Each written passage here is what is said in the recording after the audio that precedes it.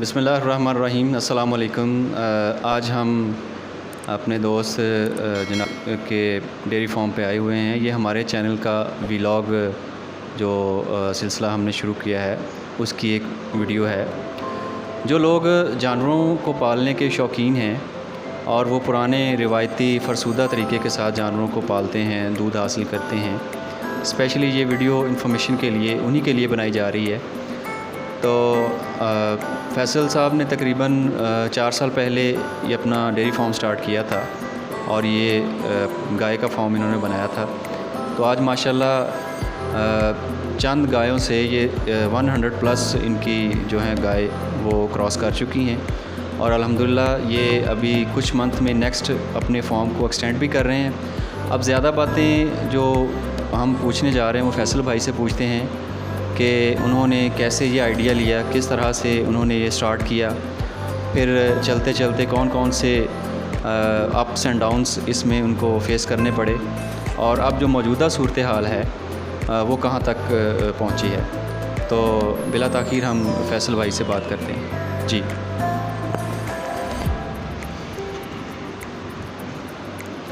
अस्सलाम वालेकुम, मेरा नाम फैसल सईद है। हम 2018 से ये बिज़नेस कर रहे हैं। तो स्टार्टिंग में हमने 10 जानवरों से स्टार्ट किया था, जो मतलब हर इंसान के जिनका मतलब एक देहात में रह रहे हैं, रकबा है और इस तरह की सारी चीज़ें हैं। तो 10 जानवर थे पहले उनकी हमने स्क्रीनिंग की, क्रॉस ब्रेड से हमने स्टार्ट लिया। आहिस्ता ब्रीड को हम बेहतर करते गए। मतलब क्रॉस ब्रेड वाले जानवर थे उनको सेक्स सीमन से हमने स्टार्ट लिया, उनकी हम ब्रीडिंग बेहतर करते गए। तो एट प्रेजेंट अल्हम्दुलिल्लाह हम कोई 100 प्लस के हार्ट पे खड़े हैं और प्योर ब्रीड की तरफ हम शिफ्ट हो गए। देखिए कोई भी फार्मर है, देखें क्योंकि मोस्टली लोग जो हैं वो इतने बड़े हर्ट से स्टार्ट नहीं कर सकते। स्टार्टिंग में क्रॉस ब्रेड से ही स्टार्ट करते हैं, लेकिन चीज़ों को प्रॉपर लेके चलें। उसमें आप सबसे मेजर इशू आपकी फ़ीड का इशू है।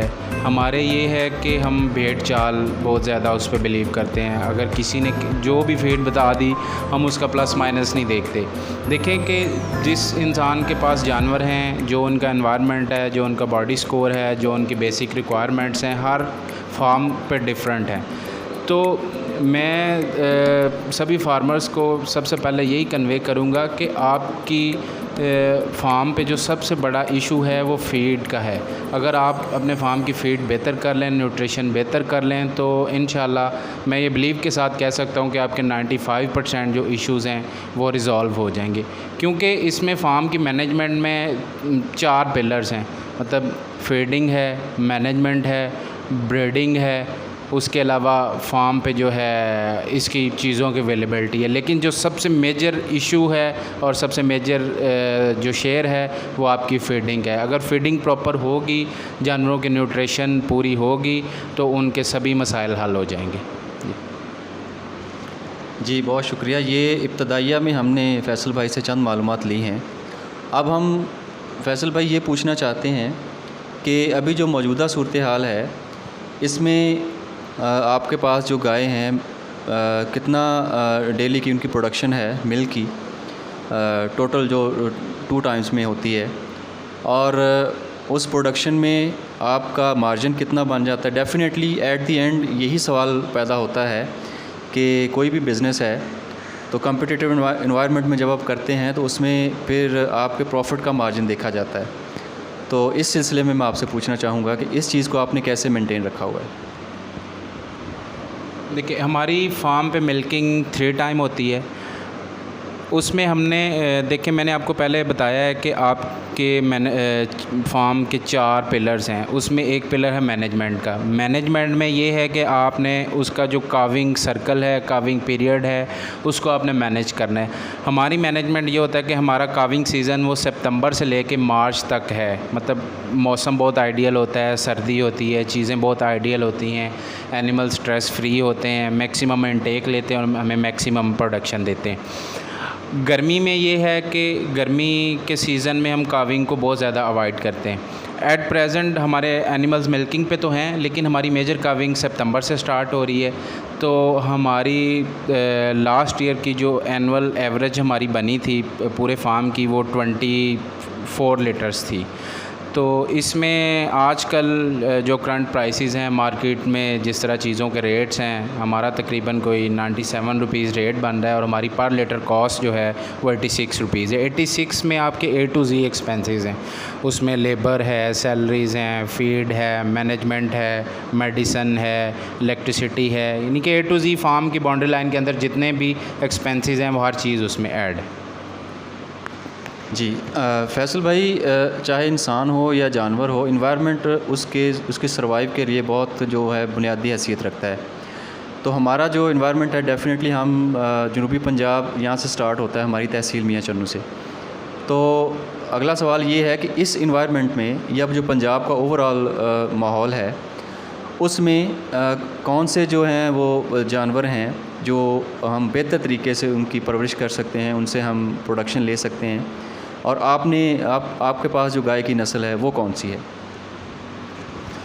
कि एट प्रेजेंट हमारे पास मेजॉरिटी ब्रीड अमेरिकन है, लेकिन हमारे नेक्स्ट प्लान में ऑस्ट्रेलियन ऐड होगी। हम इंशाल्लाह ऑस्ट्रेलियन की तरफ जा रहे हैं। एनिमल्स का जो है इनकी टेम्परेचर टॉलरेंस है वो आलमोस्ट दोनों की सेम है, ठीक है। अमेरिकन जो है उनके बॉडी स्ट्रक्चर बहुत ज़्यादा होता है कंपैरेटिवली, ऑस्ट्रेलियन का बॉडी स्कोर ज़रा कम होता है, शॉर्ट बॉडी होती हैं। काविंग ऑस्ट्रेलियन की ज़्यादा है, मिल्क प्रोडक्शन अमेरिकन की ज़्यादा है। अगर आप पैरेलल दोनों को कंक्लूजन दोनों को करें तो एटलीस्ट दोनों बराबर बराबर ही हैं। और जिस तरह का हमारा जनूबी पंजाब में टेम्परेचर चल रहा है उसमें इनकी फ़ैन्स आप प्रॉपर लगाएं, इनकी शावरिंग प्रॉपर लगाएं। फ़ैन्स हम लगा लेते हैं, लेकिन आप किसी अच्छे कंसल्टेंट से डिस्कस करें। इनका एक प्रॉपर डिस्टेंस होता है, उस डिस्टेंस पे लगते हैं। ज़ाहिरिकली आप फ़ैन्स लगा देते हैं लेकिन आप कहते हैं कि हमने काम कर दिए। अगर देखें कि आपने फ़ैन्स भी लगा दिए हैं, उनके डायरेक्शन ठीक नहीं है, उनका दरमियानी फ़ासला ठीक नहीं है, तो भी आपको वो बेनिफिट नहीं मिलेगा। देखें, मेरी फार्मर से यही रिक्वेस्ट है कि खुदारा ख़ुद टेस्ट ना करें, किसी न किसी कंसल्टेंट से कंसल्ट ज़रूर करें। आप एक काम कर रहे हैं, उल्टा आप अपनी इन्वेस्टमेंट भी कर रहे हैं और उसके पैरेलल आप नुकसान भी कर रहे हैं। अगर आप किसी से कंसल्ट करेंगे आपको वो प्रॉपर इसका वे बता देगा, आपको प्रॉपर वो कंसल्ट कर देगा, तो उम्मीद करता हूँ कि आप बहुत सारी कॉम्प्लिकेशन से बच जाएंगे। जी बहुत शुक्रिया। अब हम इस व्लॉग के इख्तिताम की तरफ आते हैं कि जो हमारे रिवायती फार्मर्स हैं उनमें सबसे बड़ा तो मैं ज़ाती तौर पर समझता हूँ कि उनको मसला ये आता है कि वो ख़ुद से चीज़ों को एक्सपेरिमेंट करना शुरू कर देते हैं। तो फैसल भाई से मैं ये पूछना चाहूँगा कि उन्होंने अपनी फ़ीड की कंसल्टेशन के लिए या मेडिकली जो ट्रीटमेंट कर रहे हैं अपने जानवरों की, उस सिलसिले में उनका क्या लाहे अमल है, किस तरीके से वो लेके चल रहे हैं? सबसे पहले मेडिकल का बता दें, उसके बाद न्यूट्रिशन का बता दें। जी, हमारे पास टोटल 100+ हेड्स हैं। तो फार्म पे हमारे पास फार्म मैनेजर हैं, प्लस वो DVM डॉक्टर हैं। फार्म की सारी मैनेजमेंट हर चीज़ वो देखते हैं। और फीड में हम एक PhD न्यूट्रिशनिस्ट हैं, हम उनसे फीड पे कंसल्टेंसी ले रहे हैं, क्योंकि गर्मी सर्दी मीडियम मौसम मतलब हर 3 से 4 महीने बाद हमारा फीड का फेज़ चेंज हो जाता है। उसके जिस तरह का मौसम हो, वेदर के हिसाब से एनिमल्स की रिक्वायरमेंट होती है, उस हिसाब से हम इनकी फ़ीड चेंज करते रहते हैं। और फार्म की जितनी मैनेजमेंट है, मेडिकेशन है, ब्रीडिंग है, लेबर मैनेजमेंट है, ग्रास रूट लेवल पे जितनी मैनेजमेंट है वो हमारे डॉक्टर साहब देखते हैं। जी बहुत शुक्रिया।